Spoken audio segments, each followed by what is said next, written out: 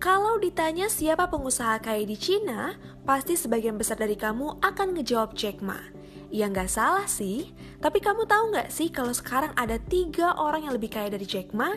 Salah satunya adalah Ma Huateng yang disebut-sebut rajanya menciplak. Ma Huateng lahir pada 1971 dari pasangan Ma Chenshu dan Huang Huiqing di Dongfang, Cina.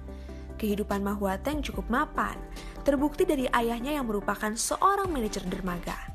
Sejak kecil, tepatnya saat di bangku sekolah, Ma sudah tertarik dengan ilmu komputer. Sampai pada 1989, Ma mengambil jurusan ilmu komputer di Shenzhen University. Setelah lulus kuliah pada 1993, Ma tidak langsung berbisnis, tapi dia bekerja dulu di China Motion Telecom Development. Di sana, Ma bertugas sebagai tim riset dan pengembangan layanan internet. Hingga pada 1998, dia bersama 4 temannya memutuskan untuk membangun Tencent. Produk pertama Tencent diduga menciplak ICQ yang merupakan layanan instant messaging pertama di dunia. Namanya OICQ.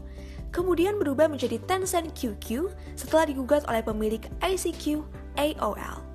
Meski terkena kasus, Tencent QQ tetap ngetren di Cina. Bahkan, Tencent QQ dilaporkan sempat memiliki 350 juta pengguna di negara tersebut. Nggak cuma ICQ, Tencent diduga juga menjiplak berbagai software lain seperti Google, Twitter, eBay, hingga internet browser. Jiplak-menjiplak yang dilakukan oleh Ma Huateng mendapat perhatian dari para kompetitornya.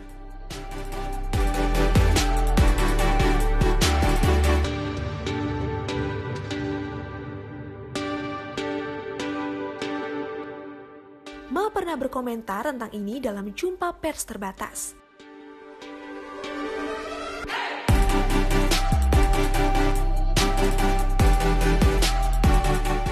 Akan tetapi, setelah lebih dari 10 tahun memikul julukan plagiat, Tencent mencoba refleksi dan mengubah image perusahaan pada 2011. Tencent mengundang 72 ahli ke dalam 10 meeting tertutup yang disebut-sebut sebagai konferensi para dewa. Para tamu tersebut diminta untuk mengkritisi petinggi Tencent tanpa menahan diri. Menurut founder DCCI and Future Lab, Hu Yanping, ini adalah kali pertama petinggi Tencent menghadapi kritik bertubi-tubi semacam itu.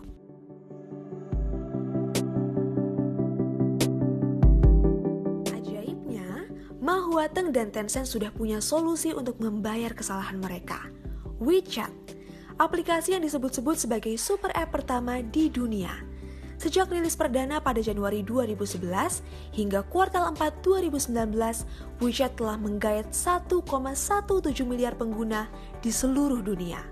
Sebagai perbandingan, jumlah penduduk Cina sekitar 1,39 miliar. Berarti sekitar 84% penduduk sudah pakai WeChat. Hal ini dikarenakan WeChat menjawab semua kebutuhan masyarakat, mulai dari chatting, sharing foto, atur jadwal nongkrong sama teman, pesan taksi, pesan makanan, petunjuk arah, kirim uang, pesan tiket bioskop, bahkan belanja. Efeknya, pada tahun 2017, Tencent menjadi perusahaan Asia pertama yang valuasinya lebih dari 500 miliar dolar AS dan membuat sahamnya lebih bernilai ketimbang Facebook. WeChat juga merupakan satu dari 5 media sosial yang paling banyak digunakan di seluruh dunia pada tahun 2020. Kesuksesan WeChat menjadikannya super app percontohan. Mark Zuckerberg pun berusaha mengarahkan Facebook menjadi super app seperti WeChat. Gak cuma di media sosial, Tencent merajai dunia game. Ma Huateng membawa Tencent jadi perusahaan game terbesar di dunia dengan investasi di berbagai game populer. Kalau kalian pernah dengar PUBG Mobile, Fortnite, atau League of Legends, itu adalah segelintir game yang diinvest oleh Tencent. Selain itu, tangan Tencent juga merajalela ke berbagai perusahaan game besar, seperti Riot Games, Epic Games, Ubisoft, Activision Blizzard, Supercell, dan masih banyak lainnya. Dengan kesuksesan seperti itu, pertanyaan berikutnya, apa kunci sukses di balik Tencent? Menurut Profesor Universitas Peking, Jeffrey Towson, kunci suksesnya adalah koordinasi manajemen, kecepatan internet Cina, serta perkembangan pasar dan konsumen. Dan gak cuma itu, peran Ma Huateng sangat besar. Meski dia termasuk pendiam dan jarang berbicara di depan media, tapi etos kerjanya tidak perlu dipertanyakan. So if you have this integrity issue, whoever you are, however capable you are, we will not use you. Secondly, we respect our investors. So when I get the first investment at the first day, I will promise that I will not let them down. We will do our best.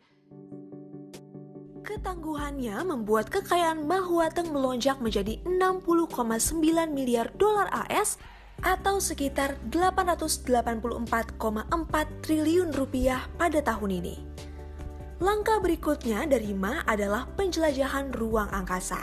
Pada 2016 dan 2017, dia menanam modal di 3 perusahaan yang terkait dengan penjelajahan ruang angkasa.